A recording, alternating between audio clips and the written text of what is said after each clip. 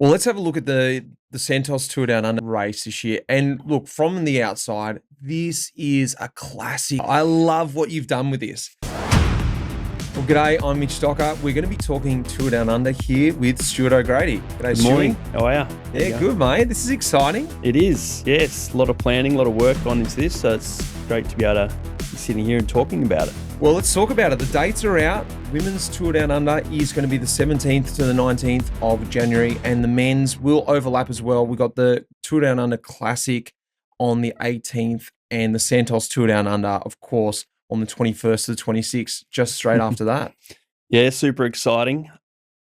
You know, I think every Tour Down Under for us and the team is exciting. But, like I said earlier, it's a lot of work's gone into the planning and the design and the race routes. And it's nice to be able to kind of announce them to the world. Get to this point. Well, you said it. Many Tour Down Unders, 25. We're here. I know. 25 years. Yeah, it's amazing. 1999. Doesn't seem that long ago. But when you say 25 years, all of a sudden I feel a hell of a lot older. Well, there's going to be some really good points. I've picked out 10 iconic points from the 25 years of the Tour Down Under. 1999, mate. What was so special about 1999? Someone won it. Yeah, look, there's a really good story behind it, I guess, when Mike first had this idea of creating a European style race in Adelaide.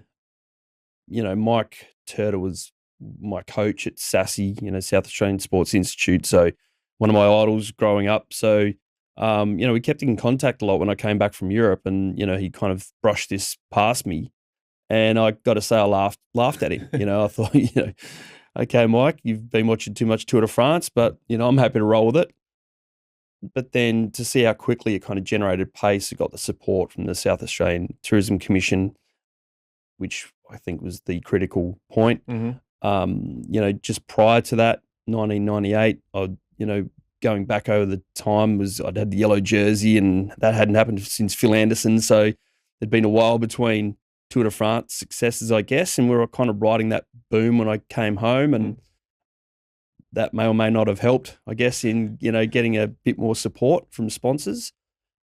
But, then that first time when we actually got to the start line, it was just a lot bigger than what everyone expected. Yeah, well, you had to also convince all the Europeans, I guess, to come across. Hey, come out to Australia. We've got this race going on. How was that? What did the Euros think of that first edition, 1999? Sorry. Yeah, so Mike made me the ambassador of the race. So, my job was to go back to Europe and I guess just dangle a carrot in front of all the Europeans' noses and say, look, Adelaide's a great place to train. It's nice and hot. We'll look after you. You'll be staying in the Central Hotel and all this kind of stuff.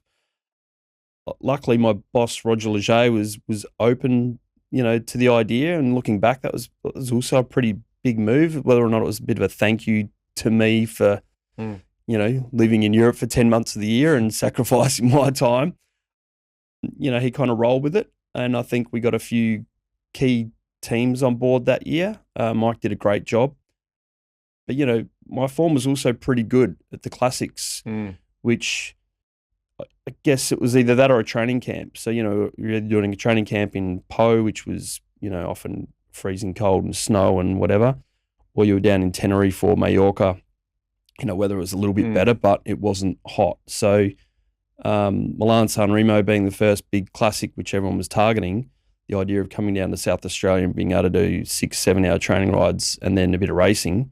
You don't have to be too much of a genius coach to work out that this is going to benefit your rider. So, next minute we had Eric Zabel, Stefan Vestman, Kai Hundemark flying down to Adelaide, renting a townhouse in Adelaide and training. And it also helped that Eric Zabel won 5 or 6 Milan-San Remos in a row. So all of a sudden, the fact that he was down here racing and getting results back in Europe, guys quickly worked out that you need those kilometres in the racing. So, it tied in pretty well. Yeah, well, the race has evolved over a long period. Over those 25 years, it's become something different. And I want to talk about that afterwards, but I thought starting with run through a few little iconic moments that have sort of created this race. That was really a good point back in 1999 that that clinching factor to get the pros out here. But I think it was really important that you won that first edition, wasn't it? Like, you were the winner of 1999. Do you feel that pressure coming into the race? Like, geez, I better win my own race here. Oh, absolutely. Yeah. The pressure was definitely on. I also got the opportunity to race in front of my family and friends, which you don't get very often. So, of course, I wanted to win, but I really wasn't sure it was going to be possible or not. But I just think having that local knowledge of the climbs and the roads, it was hot as hell. That definitely suited me. So, yeah, to get that first win was a pretty big moment.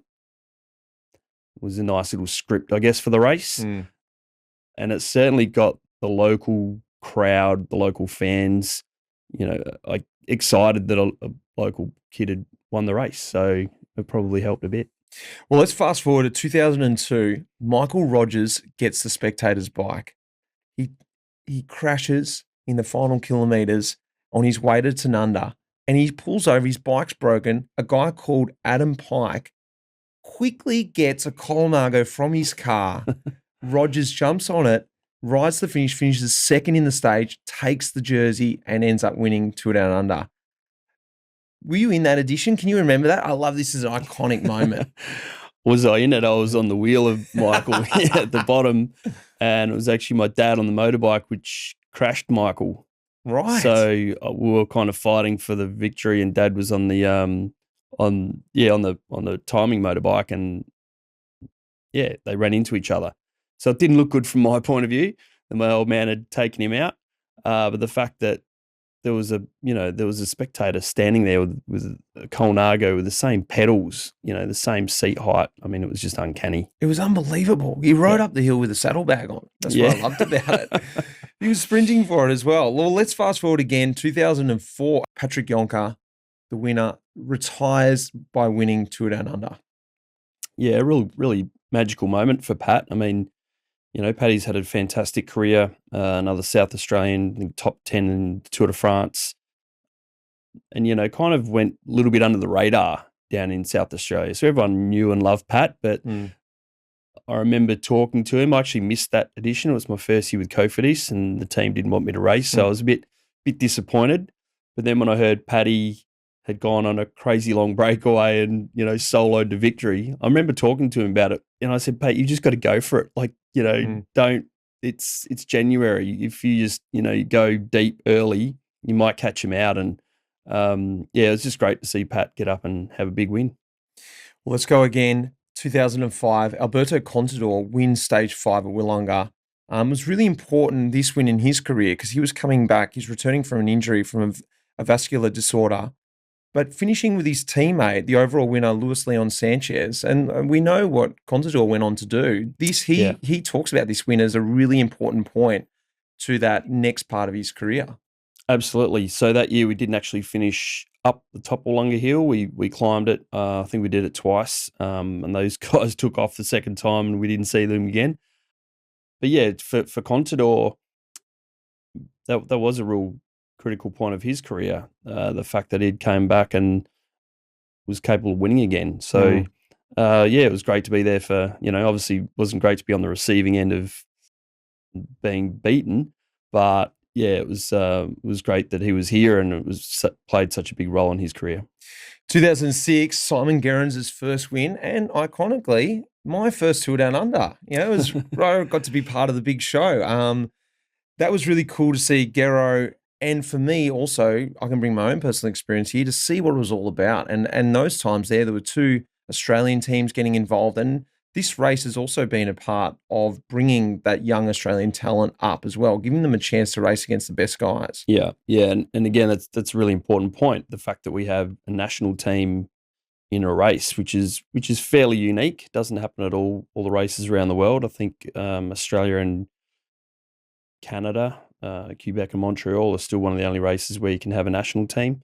And yeah, it's really important to kind of give the best domestic riders an opportunity, whether it was in UniSA, which were a great supporter for 20 odd years, and have that national team created. I'm not sure how many. It'd be interesting to see how many guys got a contract from racing in that national team, having, all the world's best teams in Adelaide at that time, and kind of getting their names highlighted, and Will Clark, for example, one of many.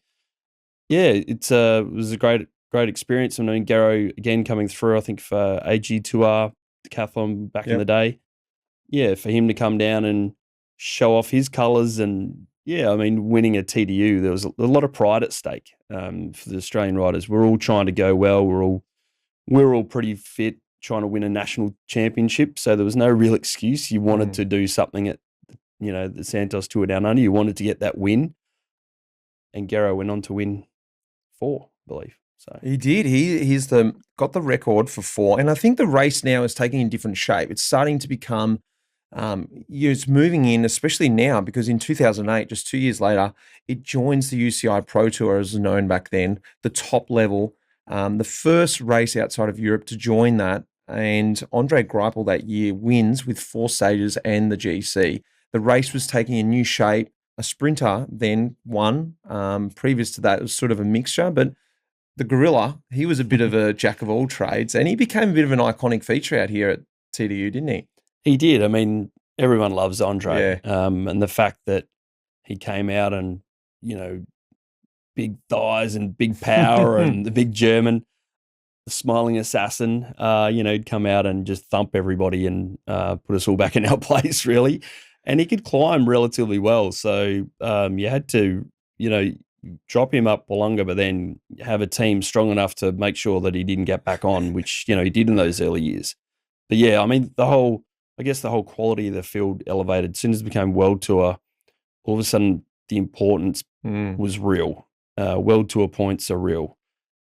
It was all of a sudden it was an Australian Open or a major golf tournament. It was, riders were finishing the season earlier to focus on TDU and those early season races. So it did change, got a whole lot more serious, and the stages were a whole lot harder to win. Well, like this, I've only got a few points left. Is 2010, it started to attract some really big names, if it hadn't already before, but Cadel Evans, the newly crowned world champion, he was there flying the flag in his world stripes. Lance Armstrong came as well. 2012, Green Edge opened up their account. The new Australian World Tour team, you were in that team, I was in that team as well. They come to TDU with the pressure that you felt probably way back in 1999. Hey, you got to win our home race, and Simon Gerrans takes his second edition, doesn't he? Thank God for Garrow. At the Nationals as well, we had a lot of pressure. I think we were 19 Australians in the start line or something ridiculous. So if we didn't win, it would have looked pretty bad.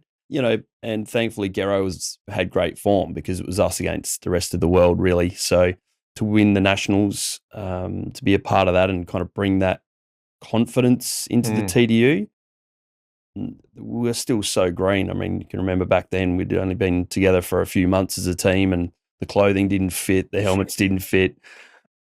It was a bit of a shambles behind the scenes, but, we had Jerry Ryan, our major sponsor, supporting us, and we felt obliged to kind of come out and give 100% as we did with every race. But yeah, again, to be able to pull off that first win with Green Edge as the first ever Australian World Tour team was monumental in this big picture. And again, we carried that on to Europe, and Garrow goes and wins Milan San Remo. Like you said, thank God for Garrow.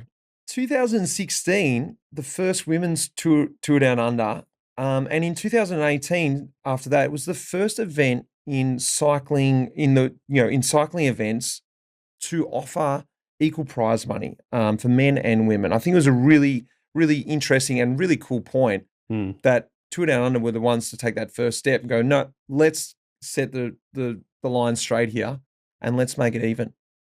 Yeah, it's true. It's a fantastic initiative from the South Australian government to be aware of that, firstly, and to follow through with it. The equality, it is a big part of our event.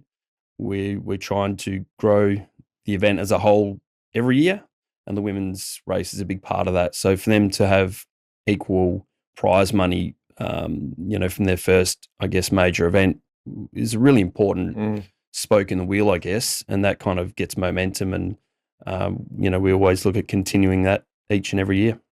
Lastly, to sort of wrap up the 25 years, from my opinion, things that have stuck out to me, you can't go past Wollonga Hill. Wollonga Hill, I haven't put a date on it because it's always been there. As you said, it was right back with Alberto Contador, right up to the King of Wollonga, Richie Port, 7 times winning up there.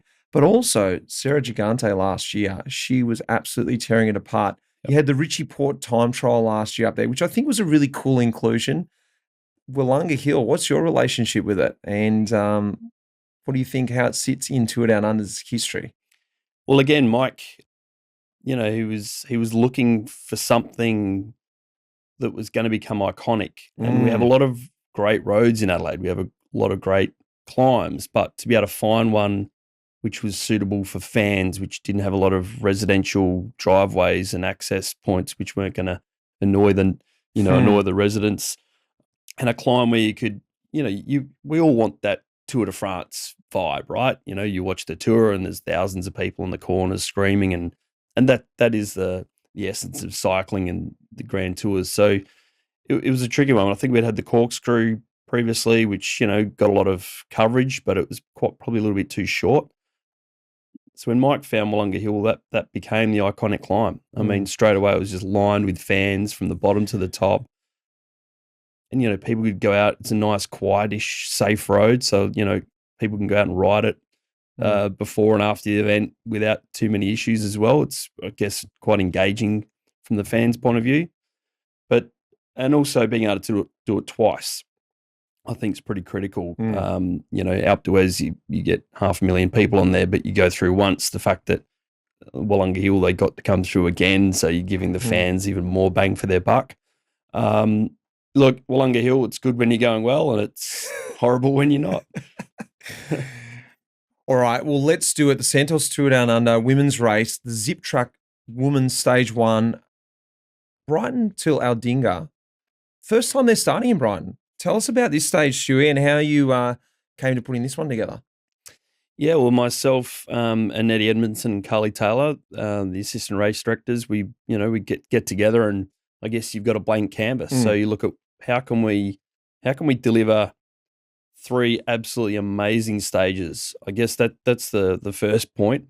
And what better way to start than a real highlight and focusing on our South Australian coastline. So Brighton, the men started there a couple of years ago, or last year.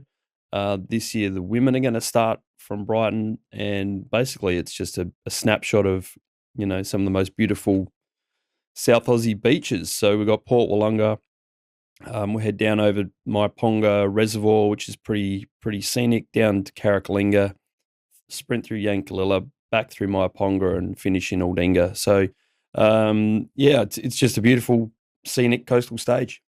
Perfect. And you can see that it's not completely dead flat. They're still going to be covering 1,400 meters of altitude. It looks like it'll be a bunch finish, but, the legs will be getting tired in stage 1. Is that purely you wanted to pick out, to make it a little bit lumpy, or it was just the natural terrain around there? Yeah, look, you don't want to make it too difficult. I think stage 1 has historically been, you want that for the sprinters.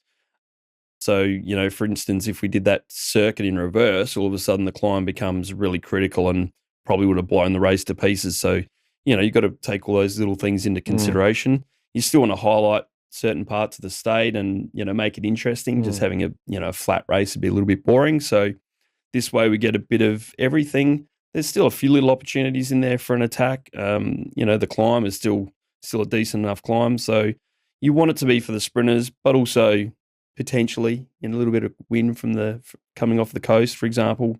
All of a sudden it could be a different race. All right, let's talk about health partners. Stage 2, Unley to Wollonga Hill. Here we go. Straight into it. You're not holding back. No, here we go. Stage 2. This is a real cracker, actually. So it'll be the first time the women have started in the beautiful town of Unley. A really difficult start, which we use for both men and women in the 2024 race up Windy Point. Beautiful roads, recently refurbished tarmac all through Clarendon. Super fast, great roads. Down to Kangarilla. And then the women will turn right and take in a really scenic loop all around McLaren Vale, some beautiful wine regions going past Darrenberg, Chapel Hill. Like plenty of wineries out there for all the fans to go and visit while the women are racing. And then not once, but twice. So for the first time, the women will tackle Wollonga Hill, which is going to be a real challenge, as we can see down here in the map. Normally it's only once. So, Sarah Gigante obviously showed her skills this year, her pure climbing skills, but the second time really brings the team into play and a lot more strategy. So even though she might take off at the bottom, for example, it's a long circuit to go solo. So, you've really got to put a bit more strategy into it, and it opens up the opportunity for other teams to attack earlier and to kind of be a bit disruptive to the pure climber. Do you think Sarah Gigante, how do you think she'll go up there 2 times up the hill? Like you said, you mentioned that she does go very well up there, but, gunshot straight up the climb. Do you think her team is strong enough? They look very strong in this year's edition, not knowing, of course, the team coming across. But, I guess you did mention it then. How do you think it'll play out 2 times up there? Well, you can't be left isolated. That's the critical point. So, if Sarah or someone, for example, takes off at the bottom the first time, it's a long way to go on your own. So, whereas if a team works together and claws her back, then they can attack on the flatter parts coming into the loop again. So, again, it just makes it a really interesting, I guess, dynamic to the stage. A nice little tough start. I always hated those tough starts. So a nod to the race director. Yeah, well, I guess, as beautiful it is to start down in Unley and the suburban kind of towns around Adelaide, there's only one way out of Adelaide and you've got to go up a hill. So this is a nice scenic route at least. Let's crack on to Hyundai Stage 3, Stirling to Stirling. Yeah, so the idea here was that Stage 2, although it's extremely decisive, didn't want that to be the end result.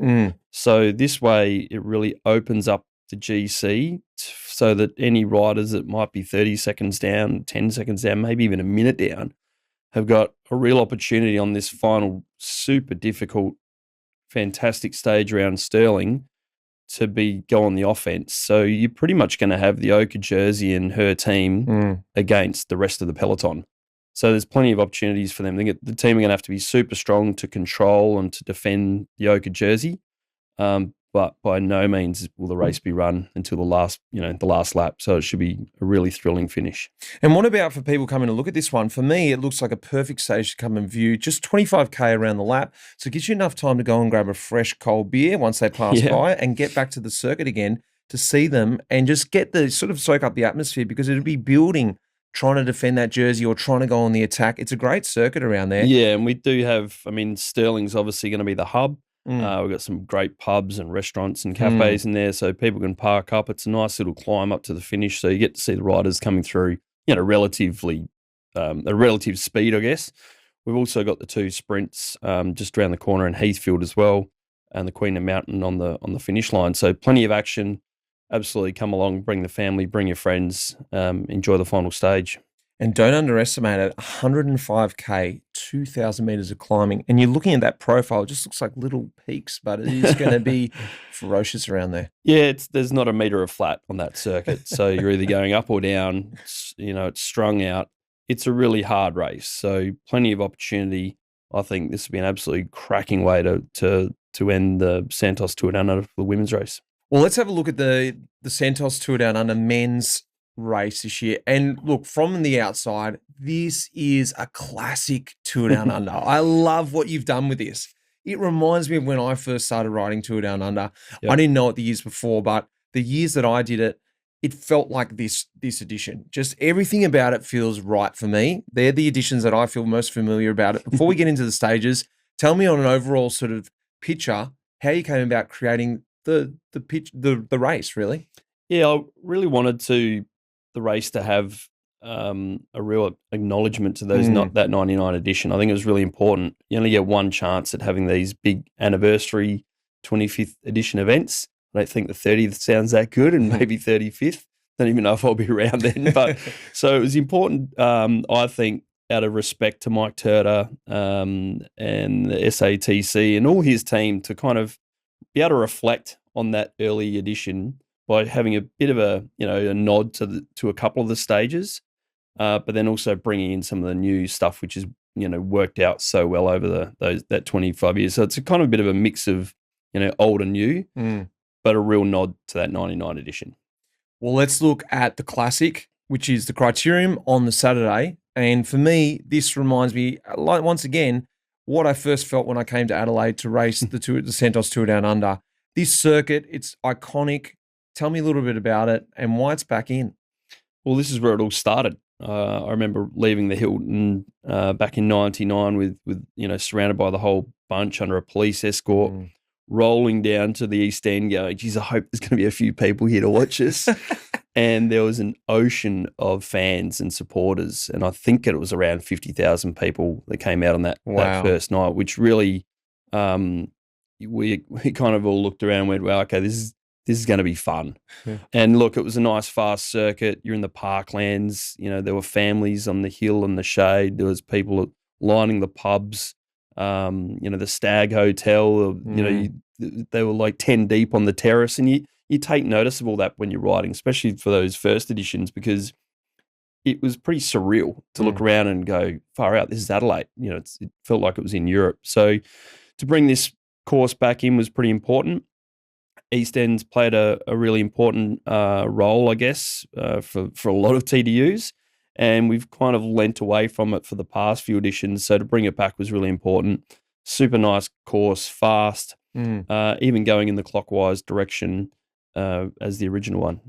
And look, from a rider's perspective, this course is fantastic because it gives you two opportunities. If you want to just, roll your legs out, there's nothing too crazy in there. You can sit on the back, you can get around the course, and you can have a nice opener. It is the first race of the season at the end of the day. Yeah. And that's a nod to respect being a rider, an ex-rider yourself, going, hey, I'm not going to try and stitch you up here. But the good thing too is there's a full-on proper sprint for the sprinters who want to really open up and have their first sprint of the season. That's what I love about this circuit. And you're right, Mitch. So, this is day one of the UCI World Tour for the men's team. So they're on new bikes, new kit, new teams, new teammates. And although it's only a classic criterium, as we all know, the riders will race like it's for sheep stations. So you can either get involved and, get the elbows out, or you can just park yourself in the middle to the back and get an hour, or 55 kilometres, get an hour of, high intensity training in, so to speak. So again, we've got the finish line in a slightly different location. We're not sprinting into the sun, which we've done for the last many editions. It didn't include the hairpin in the 99 race. It actually went down East Terrace and did a hairpin and then came back out. Eliminated that to keep the race and the peloton really fast and flowing. Awesome. Well, 30 laps of a 1.8 kilometre circuit, 7 o'clock at night at the perfect hour to view as well. Should be huge. Well, let's crack onto it. Couple days later, the boys get a couple days in the newer editions of the Santos Tour Down Under. For Zip Track Stage 1, for going from Prospect to Gamaraka, the first time it has actually finished there. Yeah, believe it or not. I mean, there's a few towns which were brought into the race which hadn't been previously a part of the Santos Tour Down Under. So always looking to kind of bring new towns in where possible, where it suits. And again, I guess over the last few years, the Barossa Valley and Tanunda have kind of taken that first stage.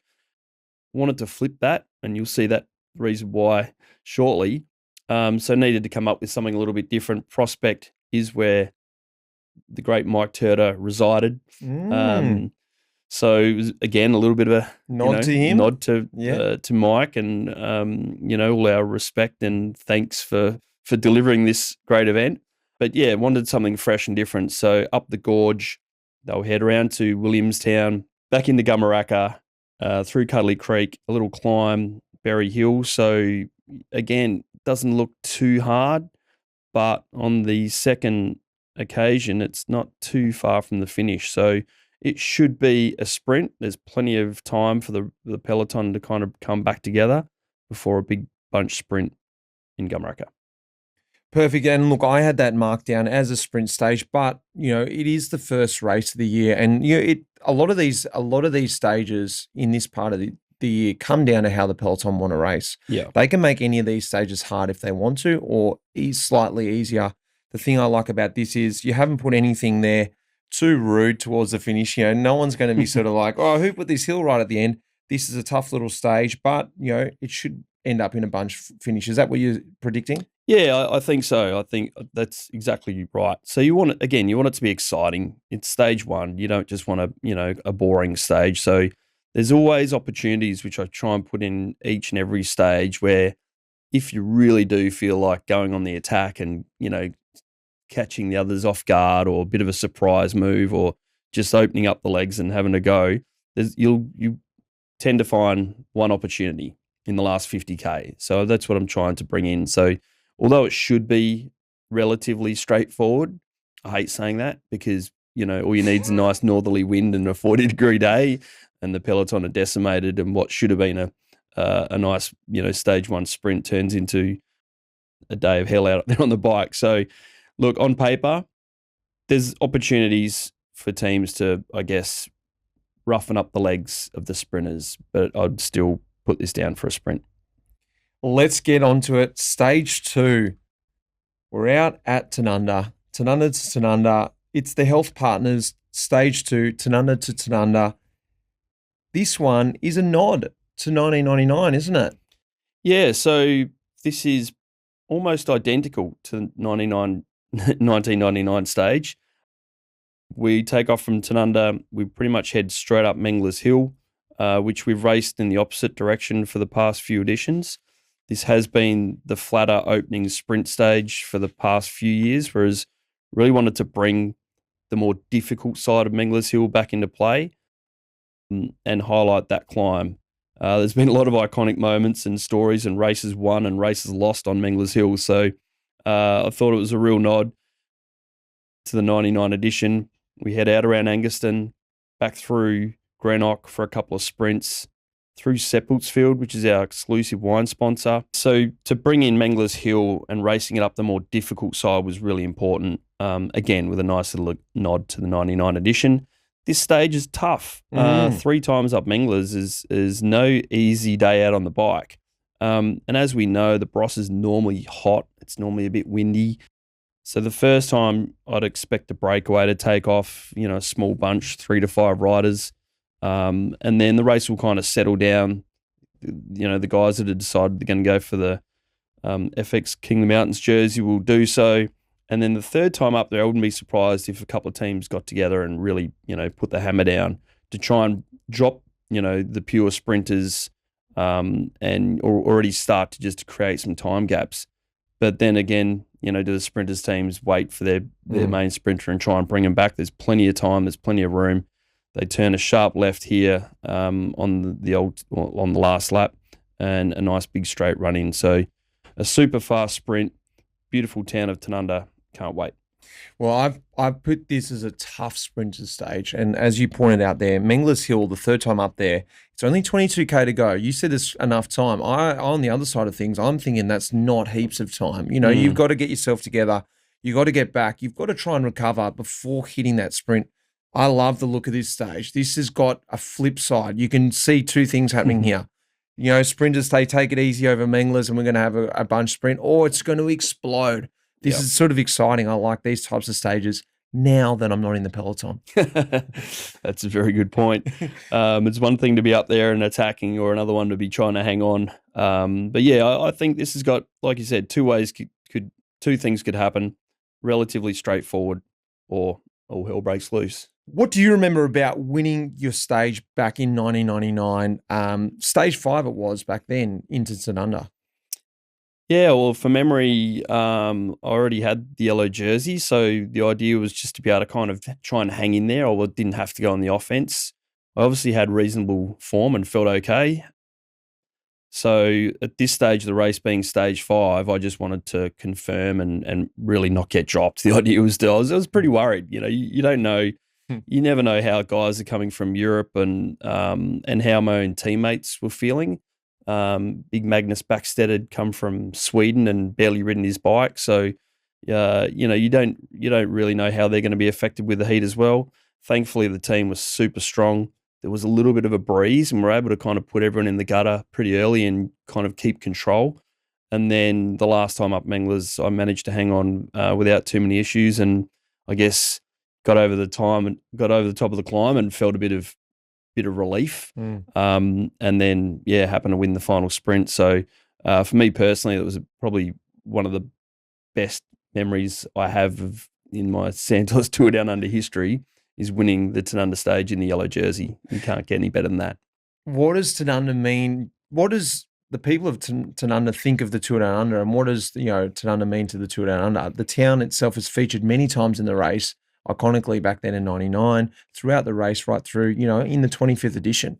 Yeah, well, I mean, it's the Barossa Valley. It's it's our most iconic wine region known all throughout the world. So to be able to race, to be able to beam those pictures to Europe, to America, the beauty of the Barossa Valley and us riding through the vineyards and all through Seppelt's Field there with the big trees, it just looks amazing. And even as a rider, you kind of, man, this must look good on TV. Like, it hurts down here on the bike, but it's got to look pretty good to the fans. Seeing the people in the wineries, having a drink, the kids are out, it's school holidays, it's summer. It's almost like the perfect picture of, South Australia, wineries, fun, summer, and a bike race. Perfect. Well, let's get to FX Stage 3, Norwood to Uradla. This one, Stewie, it's a GC day in my opinion. This is a tough day. You've got that right, Mitch. This is my little surprise package, I think. Be a pleasant surprise if you're probably more inclined to be a climber, and maybe not so pleasant if you're a non-climber. Look, I was really been searching hard to find something new and innovative to bring to the TDU. I do that each year without being silly, but it's hard. I mean, Mike Turter over the previous 20 odd years has covered most climbs, but this little cracker I've found, I'd actually ridden it as a teenager once, and when I rewrote it, I realised why I'd never ridden it a second time. It's tough, and so right from the start, out of Norwood, all this is fairly, I guess we've done it many times. We've done Norton Summit. Norton Summit, like Norton Summit, it should be hard. It depends on how the peloton race it, though, isn't it?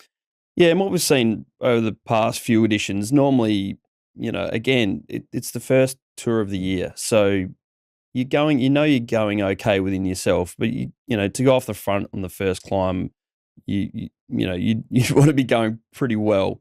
Normally we see a couple of guys roll off the front.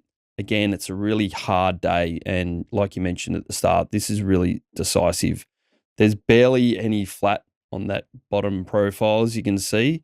A nice big, climb at the start. And then as we head down through Stirling, so we'll go through Stirling in reverse direction, a sprint out of Echunga into Macclesfield, Flaxley, Harndorf. Everyone gets a real opportunity to catch their breath. And then we tackle this circuit twice, which is really, really difficult. Once they turn right onto Swamp Road out of Balhanna, there's a fairly kind of nice run into Lenswood, but then once they turn left, it's uphill. And once they turn this sharp right onto Hunters Road and then sharp left onto Knots Hill, it's going to have a lot of riders' legs in Knots. Knots Hill. Yeah. Tell us about Knots Hill. How has no one ever found this hill before? Like, where's this little hill come out of? It's been quietly sitting in the background. So again, it's a really tricky run-in, which is probably why it hasn't been used before. It's a small road, very similar to like the entrance coming into the Corkscrew. A really fast, section of road through Basket Range, and then quite a narrow run-in. So in my opinion, this climb is equal to, if not harder than Menglers. 2.7K. Really steep gradient all the way to the top. And then once they turn left onto Marble Hill at Ashton, it's a really fast downhill run into Uradla. So the first time I'd expect, the teams who are out for the GC to put a little bit of pressure on, but there's still, there's a long way for the guys to come back, especially across Swamp Road. But then the second time, For me, this is a GC day for It's sure. done. Second time, you only got what 5K at the most to get to to the finish there at your Radler. That's right. And again, so if someone attacks second time up Knots Hill, they take 10, 15 seconds, it's going to be really hard to bring back because it's pretty much, as we can see on the map, a bit of a downhill to the finish. How do you find new spots to race? Like in general, finding Knots Hill, but also just, new roads. Every road's been covered. You're out there riding. How do you finding new routes still? Well, I guess a lot of it comes back from being a local kid and doing a lot of this stuff on my bike as a 13, 14, 15-year-old, and just being out in the hills exploring on my bike, which is exactly what I used to do.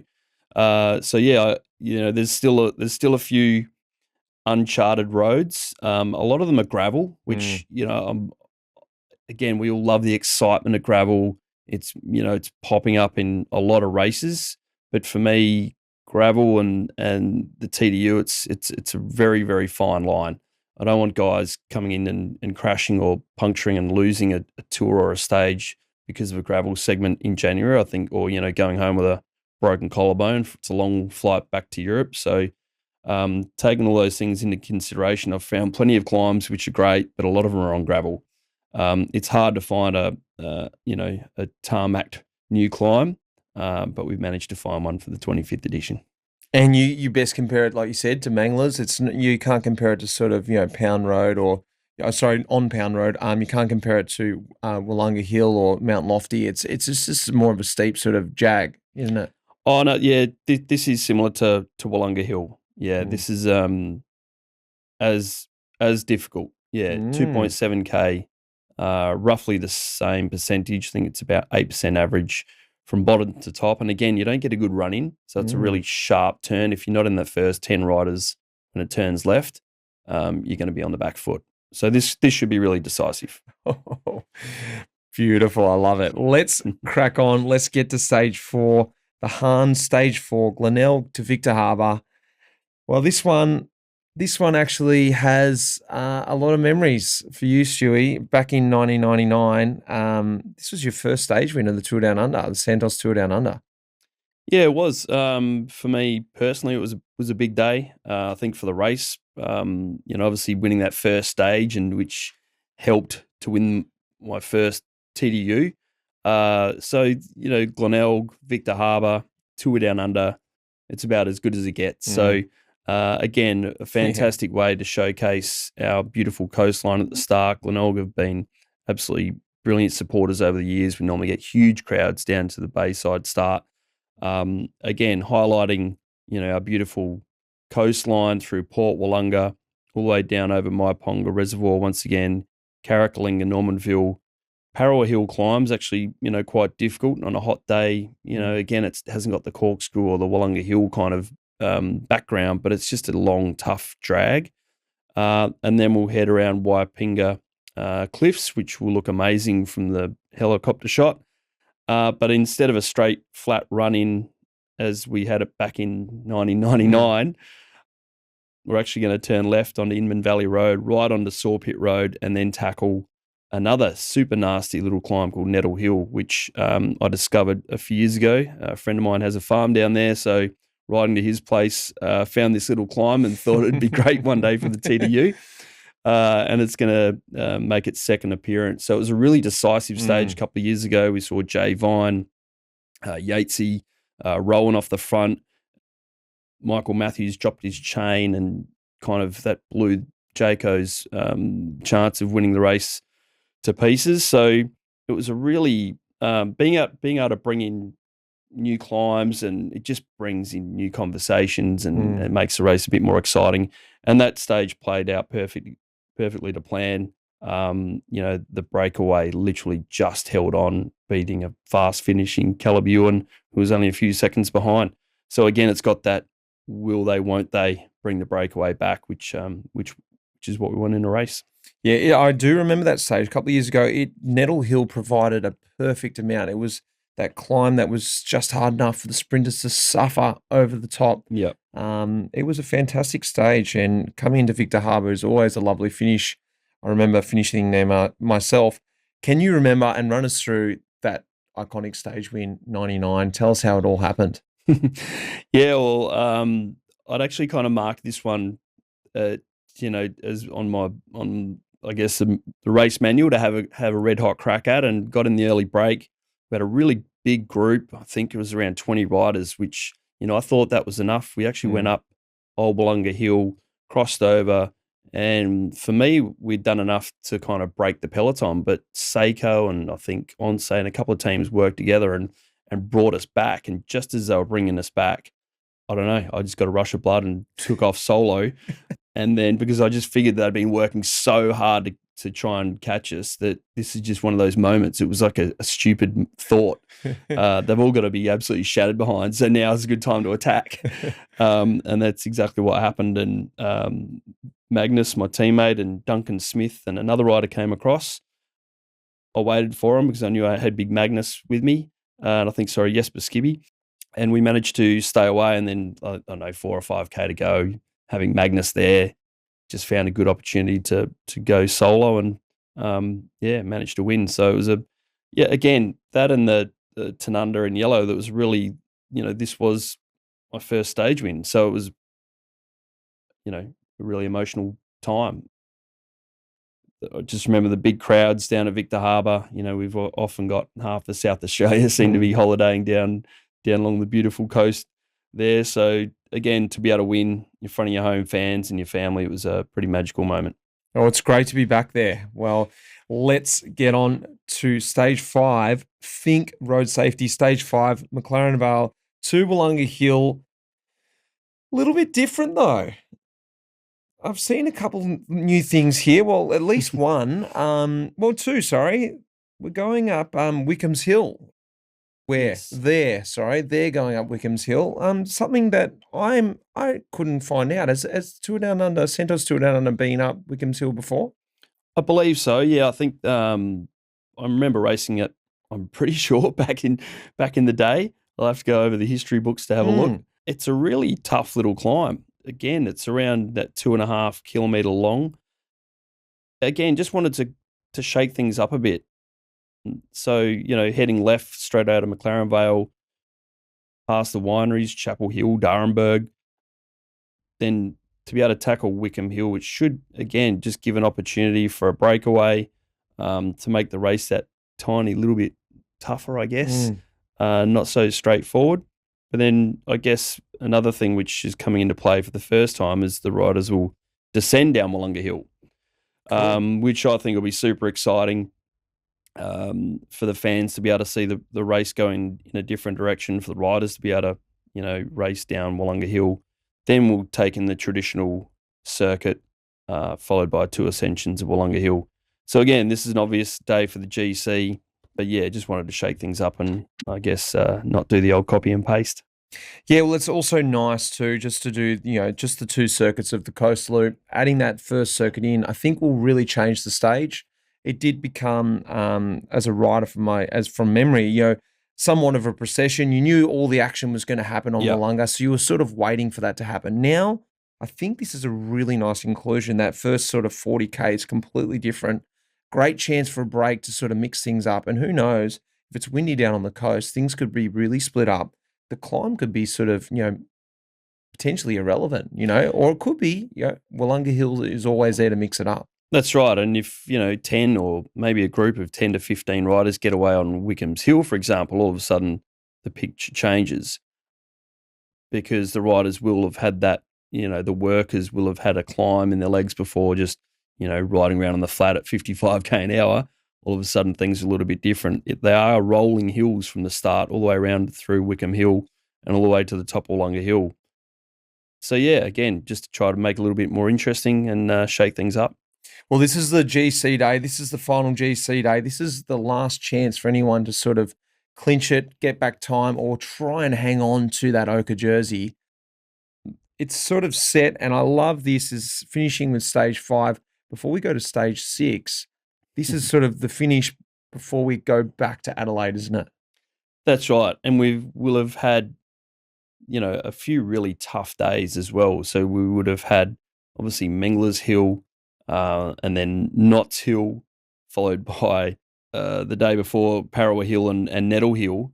So then, this is the last opportunity, the last chance saloon for all the GC riders to really throw everything at the Oka Jersey, because the following day, that's right, we're heading back to the heart of the Adelaide CBD to give the fans, the riders, the stakeholders a real opportunity to have one hell of a send-off for the 25th anniversary. Well, let's get to it. The Schwalbe Men's Stage 6, and this is what I mean about this feeling like an absolute classic edition.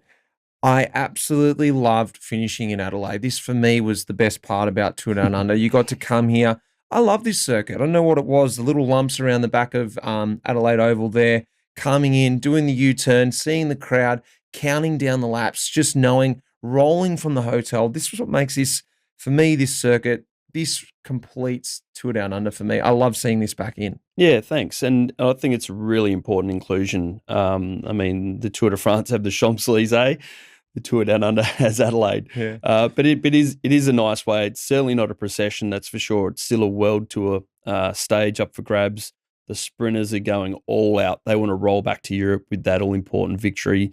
If they haven't won a stage by now, this is, again, the last opportunity to do so before they head back overseas. So it's just a real nice way to I guess, give back to our sponsors and the fans that have travelled from far and wide to be able to come and get, 20 occasions to watch the guys go past. They get the opportunity for the selfies and the autographs at the start and also after the race. And it's just to highlight our beautiful city, right? So racing down King William Street and King William Road, you don't get to do that every day of the week. Taking in Adelaide Oval, it's a real proud moment as a South Australian to have this last stage in the heart of our great city. All right, now we've seen all the stages and we've had a look at what this edition looks like. What type of rider is 2025 Tour Down Under suited to? Have you sort of pictured that rider when you're sort of curating a course, you sort of think, this is going to suit a rider like me. This is going to suit a rider like, who is it? Yeah, of course. I mean, every stage you create, you design it. There's a lot that actually goes into it. It's not going, I want to go from Glenelg to Victor Harbour and bang. You're looking at ways you've got to, I'd like to say you've got a big puzzle. You've got all these pieces of the puzzle, and then you're kind of moving them around to what's going to create. It's a bike race is the most important thing. So you want a nice, exciting bike race. You don't want it to be won too early. You don't want it to be too hard and too decisive with the guys coming from Europe, so which may or may not be as fit as the Australian guys. So it's a bit of a playing around at the start. I think it's someone that can obviously climb, but has the speed to be able to pick up some bonus seconds along the way. The all-important bonus seconds play a really important role in certainly defining that from 10th to podium. I think, like we saw Jay Vine win a couple of years ago, you definitely have to be able to climb in the front group, especially now with the inclusion of Notts Hill. For me, that's going to be really critical. And then to be able to snap up a few bonus seconds along the way. Can our winner from last year, Stevie Williams, go back-to-back? The Tour Down Under has produced some great back-to-back editions. Darryl Impey, Simon Gerrans was in there too. He's won multiple. The Gorilla. So can Stevie Williams come back again? I'm sure he could. Yeah, we hope the defending champion will come back and do just that. You certainly want to have a race set to I guess attract some really good climbers, all rounders, but then you also want some brilliant sprinters to come as well. So it's a bit of a fine balance and creating enough stages to attract the big sprinters, but also for the good all-rounders and GC. It's almost a bit of a mixed bag of lollies, isn't it? So, of course, you want the best peloton down here in Adelaide to be competing. You have to offer stages for them to do so. And lastly, mate, how has the race evolved when you think back to 99, you think of your time through the race as a rider, and then putting the race director's hat on? Let's talk about that evolution of the race and where it is now. How has it stayed true to its roots, yet still evolve? I think the the most important part is still having that hub of the race. I think that's the teams really enjoy.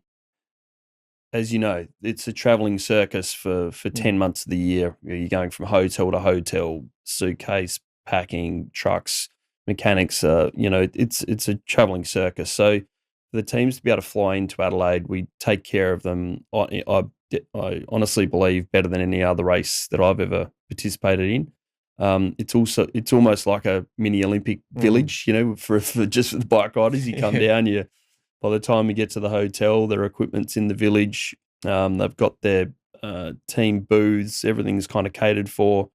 The Hilton delivers and really looks after all the riders and the food and nutrition. We take all those little things really seriously, and to have all the teams, especially you have the women's teams now, join the men's World Tour teams. I think that's also probably a first around the world. We're really trying to create the best possible experience for not only the bike riders, but for the staff, the directors, the masseurs, for the fans. And the event side of it's also really important. I think that's probably been the biggest development to the race, is having that village with, again, stakeholders being able to show off their new equipment for the year. It's all exciting because it's all brand new. There's new bikes, there's new wheels, new helmets, new glasses, and it gets a lot of people excited. I think the race as a whole, I think as long as we keep delivering what we have done, which is try and look after everyone the best that we possibly can. Brilliant, mate. I'm super excited. Looking forward to getting back to a classic Tour Down Under. Santos Tour Down Under is on the horizon. Thanks.